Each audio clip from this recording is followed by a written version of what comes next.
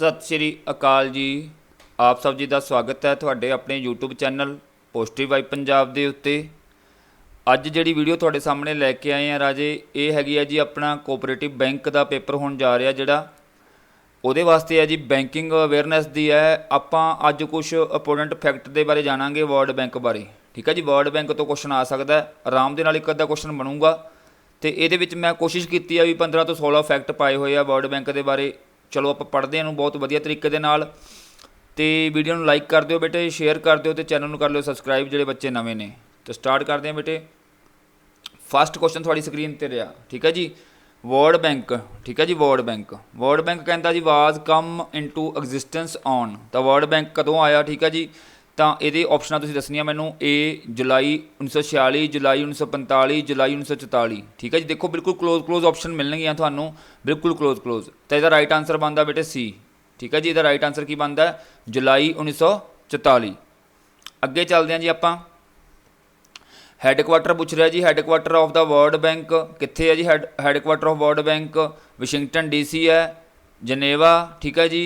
तो चलो जी आप ये बारे जानकारी लेने। ये जोड़ा इहदा वर्ल्ड बैंक का जो हैडकुआटर है राजे है जी वाशिंगटन DC।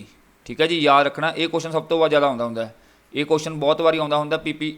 PPSC ने एक पेपर लिया सीनियर असिस्टेंट का, उस भी आया सीगा लेटेस्ट, मतलब 2018 या 19 होया पेपर, उदों आया सीगा। चलो जी अगे चलते हैं आप। वाशिंगटन DC तो बाद हुण गल करते हैं जी मैंबर कंट्रीज़। ठीक है जी, हुण member countries of the World bank तो 185 आ, 187 आ, 88 आ, 99 है। ठीक है। तो लेटेस्ट जड़ियाँ है ने एट प्रैजेंट ये मैंबर कंट्रीज़ ने राजे वो किनियां ने 189। ठीक है जी, 189। हुण तुहानूं चलो मैं एक क्वेश्चन पुछदा तुहाडे वास्ते, होमवर्क है, कमेंट बॉक्स दे विच लिखना इंडिया कदों बनिया सी, इसका फाउंडेशन मैंबर कदों बनिया सी इंडिया। ठीक है जी, ये कमेंट बॉक्स से लिखना तुसीं। ठीक है, डेट लिखनी है भी कदों इंडिया बनिया सी वर्ल्ड बैंक का फाउंडेशन मैंबर बनिया सीगा। अगे चलते हैं जी आपां। अगले कहता जी वर्ल्ड बैंक कंप्राइजिज ऑफ, है ना, वर्ल्ड बैंक कादे वास्ते बनाया गया। ठीक है, मेनली सॉरी वर्ल्ड बैंक दे विच है ना, मतलब कि किहड़ी-किहड़ियां ऑर्गेनाइजेशन इहदे अंडर आ जांदियां ने। आपां गल करते हैं किहड़ियां-किहड़ियां ने जी। ठीक है, पहली है जी कहता International Bank for the Reconstruction and Development. ठीक है जी। एक है जी इंटरनैशनल डिवेलपमेंट एसोसीएशन। कहने का भाव सारियां की ने ये अंडर काम करदियां ने। तो फोर्थ का आंसर आऊगा जी थोड़ा बोथ ऑफ अबव। अगे गल करते हैं आपां। Which among the following is also A part of the World Bank group. जिवें मैं पिछे पढ़ा के आया, हुण तुहानूं कई बार लिस्ट दे दूगा, वो लिस्ट दे विच कहूगा भी किहड़ी ऑर्गेनाइजेशन पार्ट हैगी है, किहड़ी नहीं हैगी। तो आप चैक करते हैं। ठीक है जी, पहला की कहता है इंटरनैशनल फिनांस कारपोरेशन। ठीक है जी, IFC, international finance corporation. Okay है जी। नैक्सट चलते हैं जी, कहता मल्टीलेटरल इन्वेस्टमेंट गारंटी एजेंसी। ठीक है जी, ये भी यदि हैगी ग्रुप है अंडर आउंदी है, ये भी आउंदी है। International centre for the settlement of the investment disputes, ये भी ये अंडर आउंदा। कहने का भाव कि सारियां की ने राजे ये अंडर ही आउंदियां ने। तो ऑल ऑफ दी अबव की आ जाऊगा, आंसर आ जाऊगा। अगे चलते हैं जी। देखो कोई स्टेटमेंट बेस्ड क्वेश्चन आ सकता है। कहता which of the following statements are correct about, है ना, वर्ल्ड बैंक। तो कहता world bank was establish 77 year ago. तो लगभग 1944 तो 1921 के आप गिणांगे तो लगभग 77 साल बनते हैं। ठीक है जी। हैडकुआटर कहता वर्ल्ड बैंक का कितने, वाशिंगटन DC। ये भी ठीक है, ये भी ठीक है। उन्हें की पूछा which of the following statement are correct.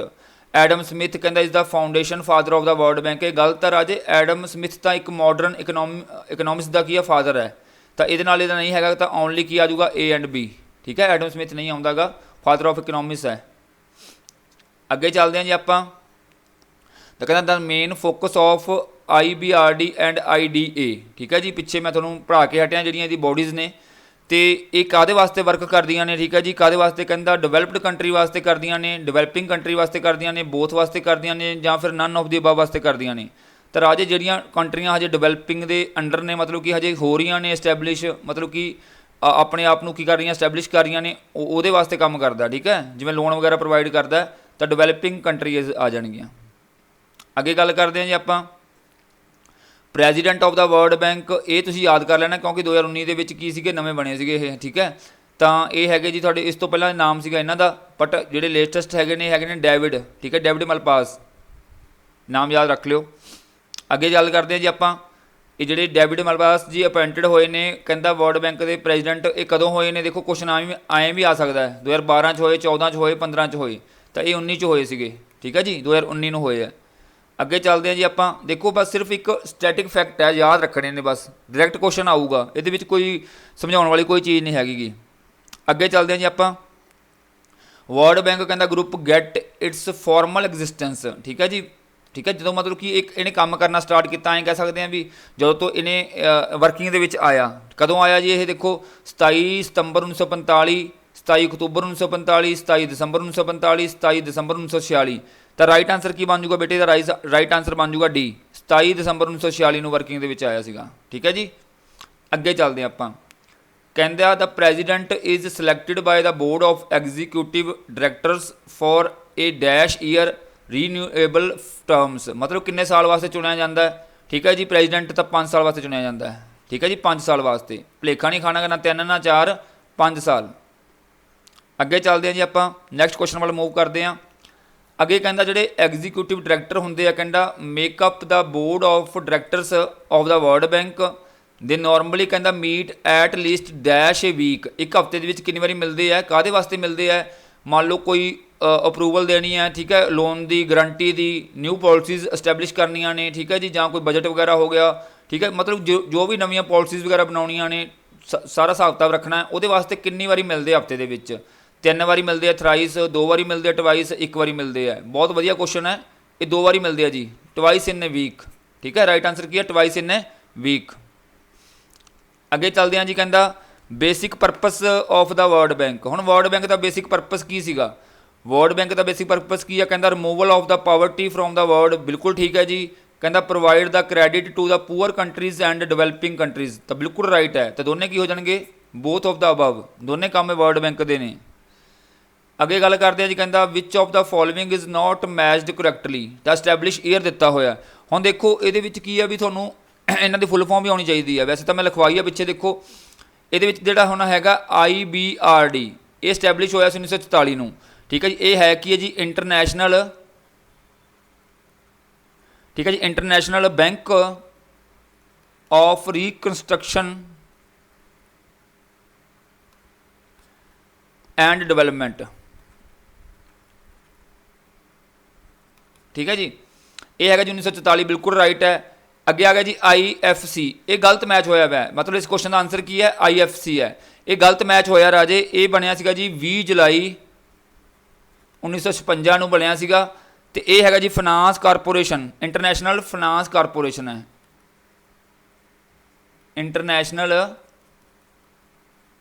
ਠੀਕ ਹੈ ਜੀ, ਫਾਈਨਾਂਸ ਕਾਰਪੋਰੇਸ਼ਨ। ਨੈਕਸਟ ਗੱਲ ਕਰਦੇ ਹਾਂ ਜੀ IDA। ਇਹ ਤਾਂ 1960 ਹੈ, ਬਿਲਕੁਲ ਰਾਈਟ ਹੈ। ਠੀਕ ਹੈ ਜੀ, 24 ਸਤੰਬਰ 1960 ਨੂੰ। ਠੀਕ ਹੈ, 24 ਸਤੰਬਰ 1960 ਨੂੰ ਬਣਿਆ ਸੀਗਾ। ਇਹ ਹੈਗਾ ਤੁਹਾਡਾ ਇੰਟਰਨੈਸ਼ਨਲ ਡਿਵੈਲਪਮੈਂਟ ਐਸੋਸੀਏਸ਼ਨ। ਠੀਕ ਹੈ ਜੀ, ਇੰਟਰਨੈਸ਼ਨਲ ਡਿਵੈਲਪਮੈਂਟ ਐਸੋਸੀਏਸ਼ਨ। ਅੱਗੇ ਆ ਗਿਆ ਜੀ IMIGA। ਇਹ ਵੀ 1988 ਹੀ ਹੈ, ਬਿਲਕੁਲ ਠੀਕ ਹੈ। ਇਹ ਹੈਗਾ ਜੀ ਮਲਟੀਲੇਟਰਲ, ਜਿਹੜਾ ਮੈਂ ਤੁਹਾਨੂੰ ਪਿੱਛੇ ਪੜ੍ਹਾ ਕੇ ਆਇਆ। ਠੀਕ ਹੈ ਜੀ, ਪਿੱਛੇ ਪੜ੍ਹਾ ਕੇ ਆਇਆ ਤੁਹਾਨੂੰ ਮੈਂ, ਮਲਟੀਲੇਟਰਲ ਇਨਵੈਸਟਮੈਂਟ ਗਰੰਟੀ ਏਜੰਸੀ। ਠੀਕ ਹੈ ਜੀ, ਇਹ 1988 ਹੈ। ਮਤਲਬ ਇੱਥੇ ਜਿਹੜਾ ਗਲਤ ਮੈਚ ਹੋਇਆ ਸੀਗਾ ਉਹ ਸੀਗਾ 48 ਵਾਲਾ, ਇੱਥੇ 1956 ਆ ਜਾਊਗਾ। ਠੀਕ ਹੈ ਜੀ, ਬਸ ਇੱਦਾਂ ਸਾਰੀਆਂ ਉਹਦੇ ਅੰਡਰ ਹੀ ਕੰਮ ਕਰਦੇ ਨੇ ਇਹ, ਵਰਲਡ ਬੈਂਕ ਦੇ ਅੰਡਰ।